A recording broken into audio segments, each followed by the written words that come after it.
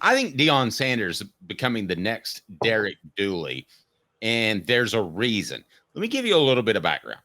I was the guy that most oftentimes asked the question that got Derek Dooley really mad, or at least goofy, or at least animated.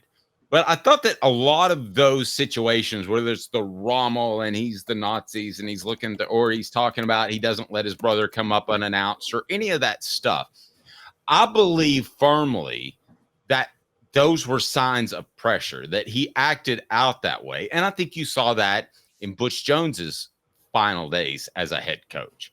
So what did we see from Deion Sanders over the weekend, Caleb? He just went at a reporter that I didn't understand why, and it just made no sense. And I'm pulling it up now. Let's see. And here's what he said. And you guys give me your thoughts. This was just a weird way to respond to a reporter. Okay.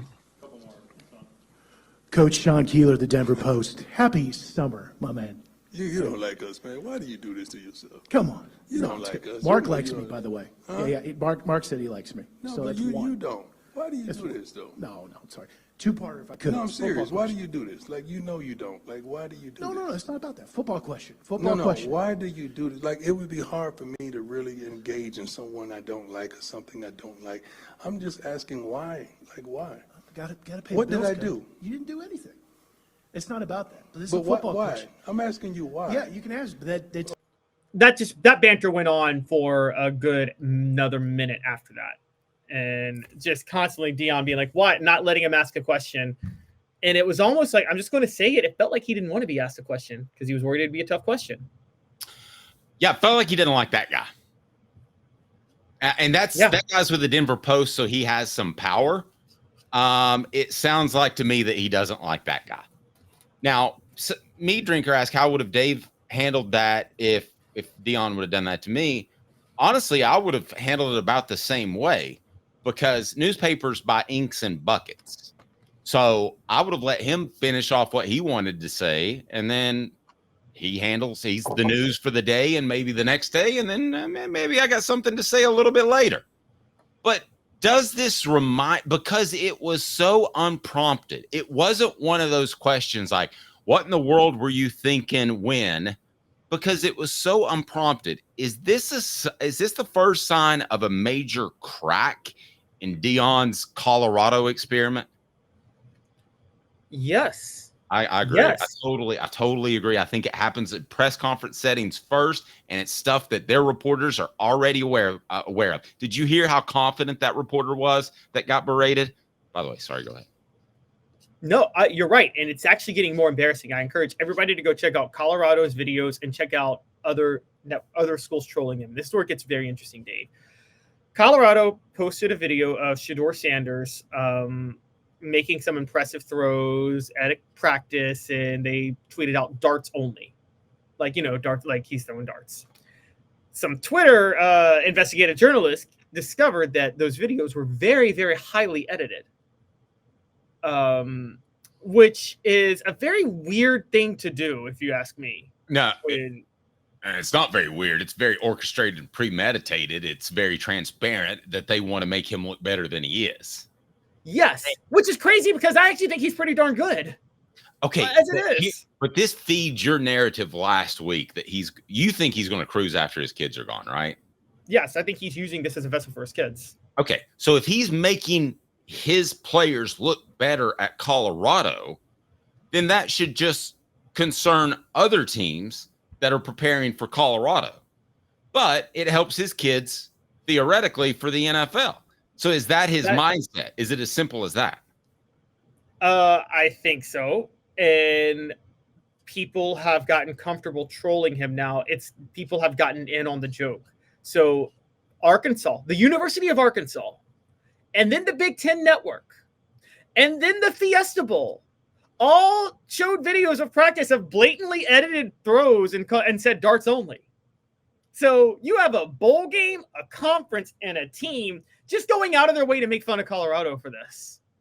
Okay, so to the poll question, and I did replace it, which coach is most embarrassing? Butch Jones, Jeremy Pruitt, Derek Dooley, or Deion Sanders?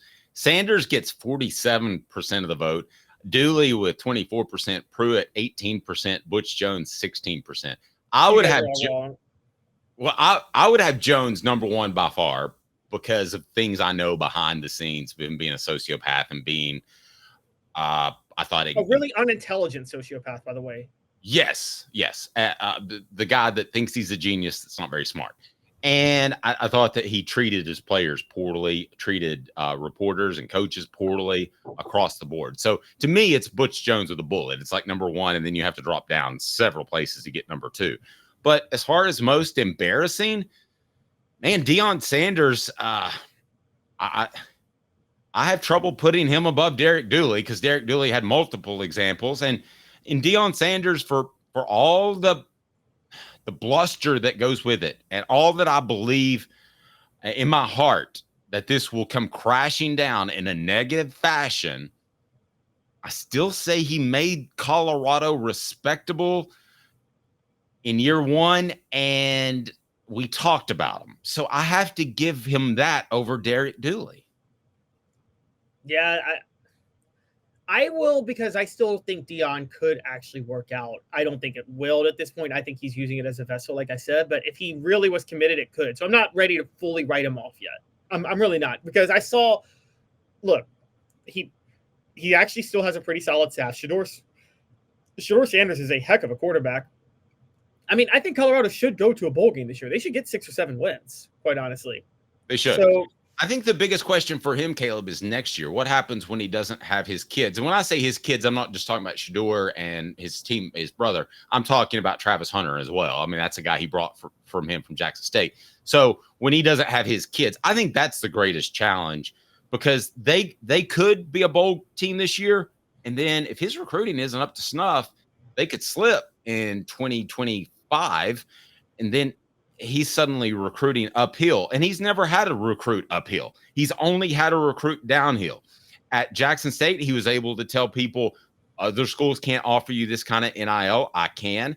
At Colorado, he's able to recruit downhill because he's in vogue. Now, you and I who know football question that, but he's had to recruit downhill, and it's been easy. What happens, and I think it's already begun because they rank 83rd in the 2025 class. What happens when he has to recruit uphill? Well, and this is why I actually put Deion above Butch Jones. Deion is very open about where they are with trying to acquire talent and things like that. You know, he says, we're going through the transfer portal. This is not the standard that we want Colorado to be at, but we have to do this now. Butch Jones, guys, this is why he's most embarrassing. And because you guys didn't vote Butch Jones number one, I just have to break this down for a minute. Butch Jones told reporters his first year at Tennessee that they would become more successful than Alabama in recruiting because they had a better juice bar. Yeah, he said that. He then went to use this that we all know about, Champions of Life and the turnover trash can and the the 5-star hearts. But he actually said when he took the job at Tennessee that he'd be able to out-recruit Alabama because he could sell athletes on the juice bar. That is embarrassing. It's one heck of a juice bar. Deion Sanders would never be that embarrassing. Sorry, he just wouldn't. He wouldn't. Now, Derek Dooley might, because Derek Dooley would do something like the whole Twitter deceptively edited videos. That's an embarrassing moment, like how Impossible is Nowhere is. Or what is it? Not Impossible.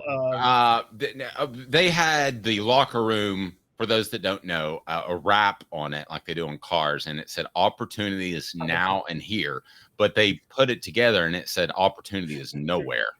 And Derek Dooley drew that up.